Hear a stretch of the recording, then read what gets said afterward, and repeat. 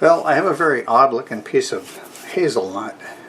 Dave from Calmwood's Creations sent me this over a year ago, I believe, and I've been studying it, trying to figure out how to turn it.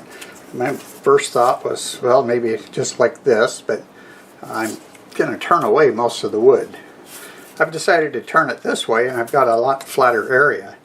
What I don't have is a way to set it down to drill a hole for a worm screw and make a flat spot. I'm going to put this between centers, and I'll turn part of this flat because it's going to be turned away anyways.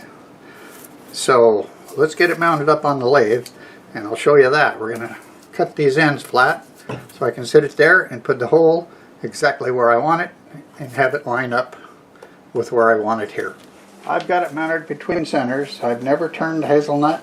It seems like it might be soft, but I'm not sure. And that's the area where that was kind of rotten. I'll start with a 5/8 bull gouge. We're turning about 550 RPM.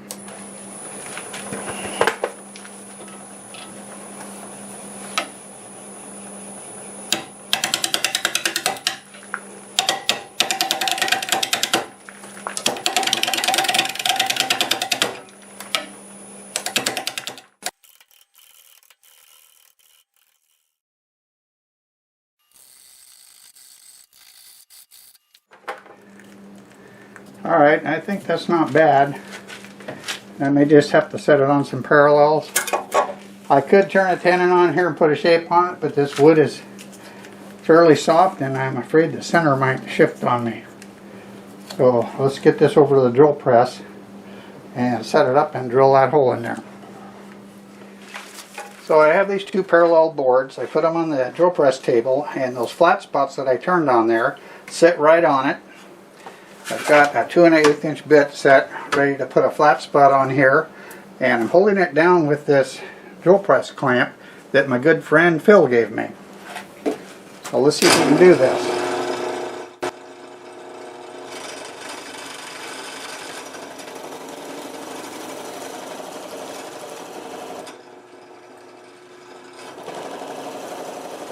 That's about all we need right there.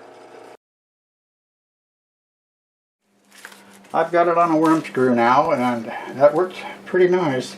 Now, let's see if we can get a nice shape out of this. So I've got it up to 625 RPM. I'm just going to start cutting some of this away.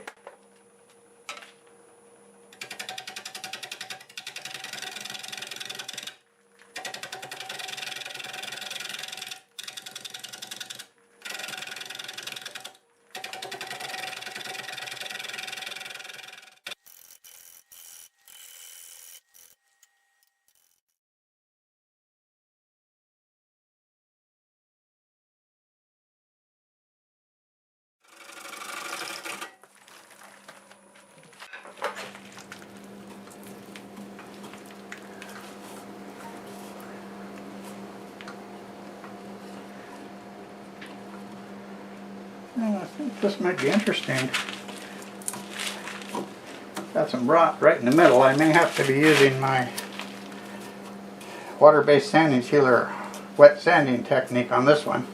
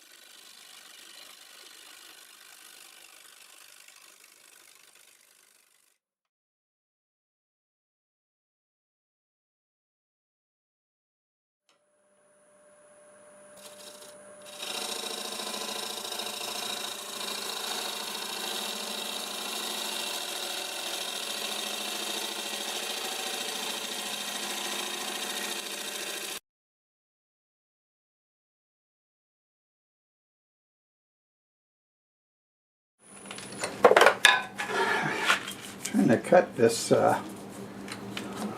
area with some kind of semi-rotten wood down a little bit less. It's almost to the point I think I can get it filled with some CA and some sawdust, so I think I'll do that because it is very soft and punky. Actually, the Starbond thick.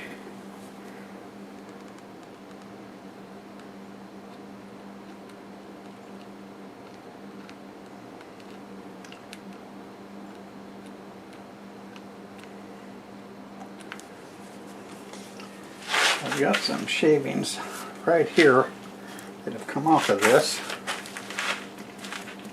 I think I've turned about as much as I want, and we'll get this tenon down to the right size and maybe sand it.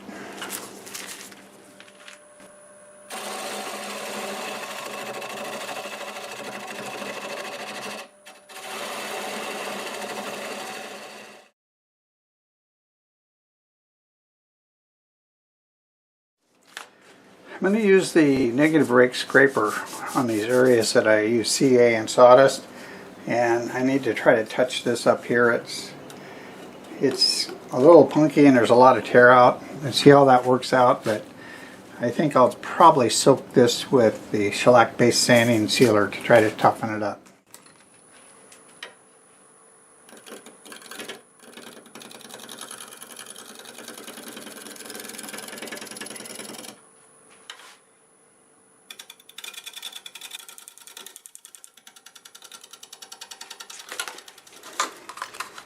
So I'm just going to use this brush and just soak it in. And it is thirsty. Okay, I might do this a couple times and I'll come back when we're ready to try to sand it.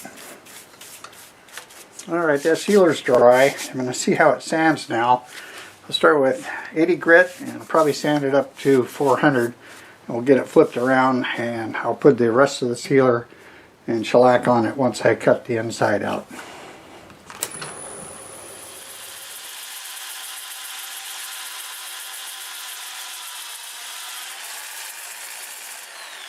Turn it up over here.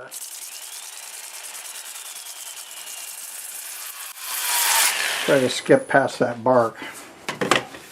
Well, it doesn't look too bad. It is going to take a while, so I'll be back once I get it flipped around. I flipped it around and I really didn't have a lot of success getting this sanded as smooth as I wanted. There is that tear out in there. And I think I'll go ahead and try my water-based sanding sealer and sanding method to try to fill some of that open grain.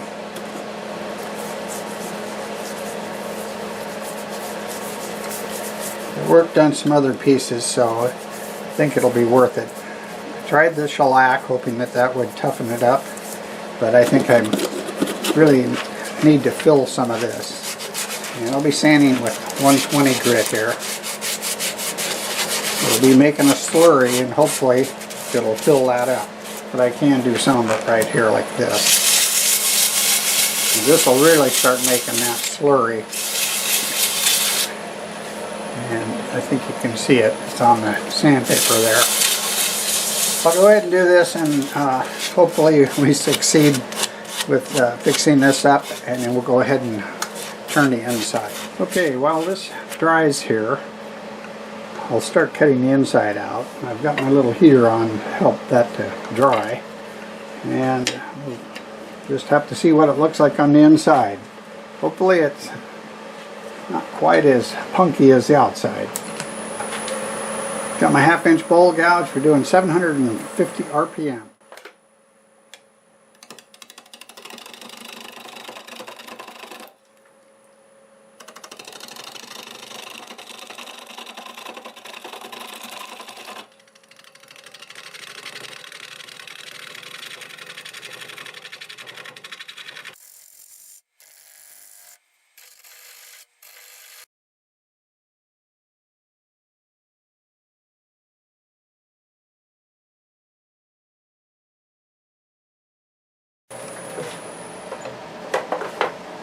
Whew, I think I gotta turn that heater off. I'm actually getting hot. just to dry this off. It's a warmer day than the other last week when it was 23. It really has some nice colors in it, and I see a little tear out in here, maybe some punky wood, but I think we can deal with it.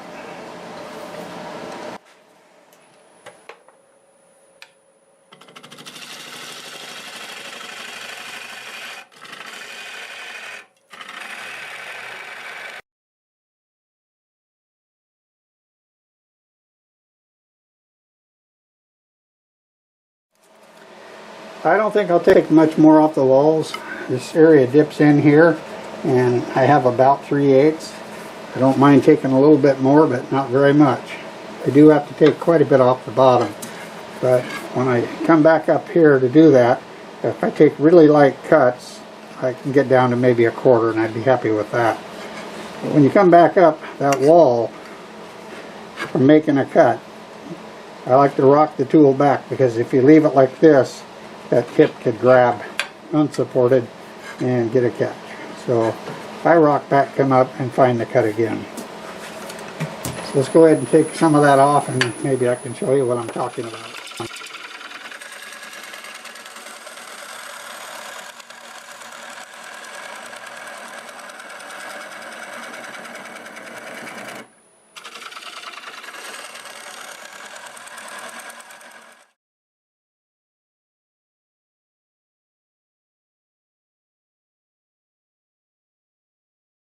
That's really got some bad tear out in it.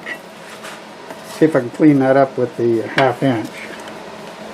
Actually, I think I'll resharpen both of them. I'll be right back. Alright, I sharpened them both up, and they should be good for the rest of the bowl.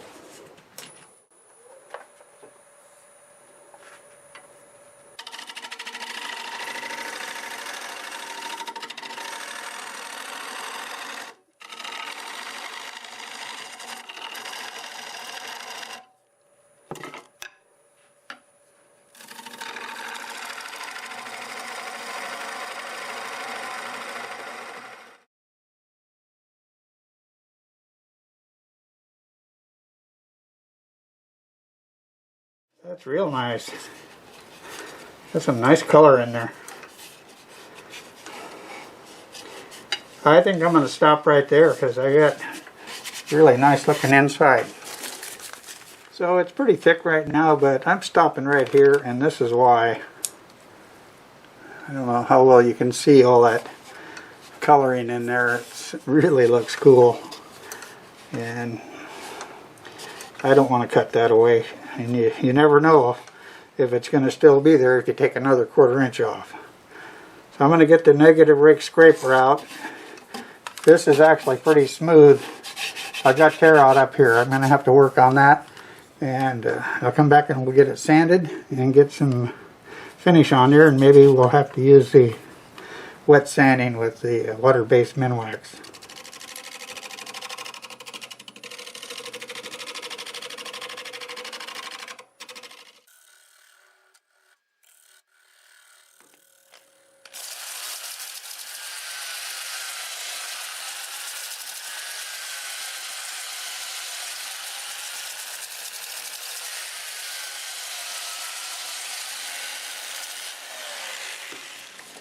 It does look pretty nice, but there is some tear out in there, and instead of starting with the shellac based sanding sealer, I'll go straight with the Minwax water based sanding sealer and then sand it, making a paste, and hopefully filling in those tear outs, because they're just impossible. That area will not clean up. So we're going to do this, and it's worked good before. I have a video on just doing the sanding process, and I'll leave a link in there because you'll be able to see a lot better how I do that. But I'll show you a little bit of this, then we'll get it sanded up and put some sealer over the top of the whole thing. So I'll be sanding going forward at around 300 RPM, just so I don't splash too much. You're filling it with the material itself, so it looks fairly natural. It will not totally disguise it, but I think it looks pretty nice. So I'll be back when this dries and I've got it sanded up and ready to put an actual sanding sealer inside. Alright, I sanded this up to 400. And I'll go ahead and use some of the shellac based sanding sealer on this. And it's the Bullseye brand that I'm using. I don't think there'll be an issue because I used water-based to do the wet sanding, because I did sand it down to bare wood. And I think that looks really nice. It's a rugged piece, there's no doubt about that. But that is actually very pretty in there. Alright, I just used that brush to get it on quick. I used that cloth to blend it in and smooth it out. So I'll get another coat of this on, a couple coats of shellac, and I'll be back to show you what we have. Okay, so it's time to remove the tenon, and I'll just put some of this padded material against that block. Get the tailstock up and get the live center in that hole that I have. And check how it runs. And we'll start with a 1/2 inch bowl gouge and cut most of it away.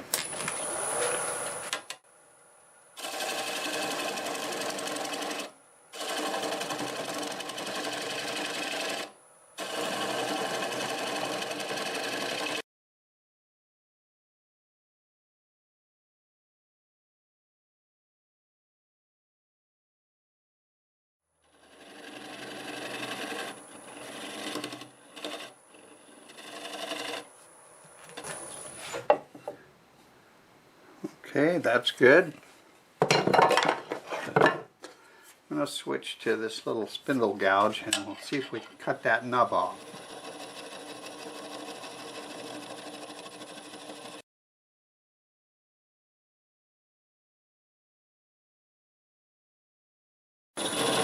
Okay, that's pretty small. I want to check it for any cracks or anything before I do this. I'm going to slow it down around 200.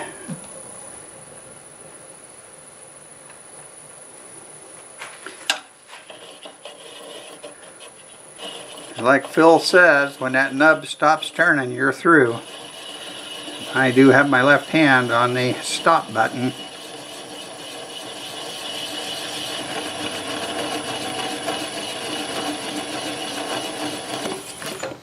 Okay, it wasn't real delicate, but it came out okay. I'll be right back, show you what we have.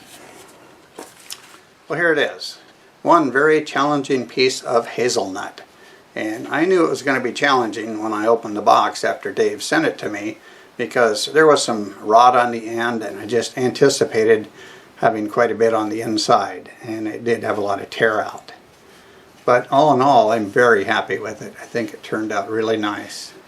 Finished 7 inches in diameter, it's 4 inches tall, and the base is about 4.5. The walls are pretty thick, it's about 3/4 inch.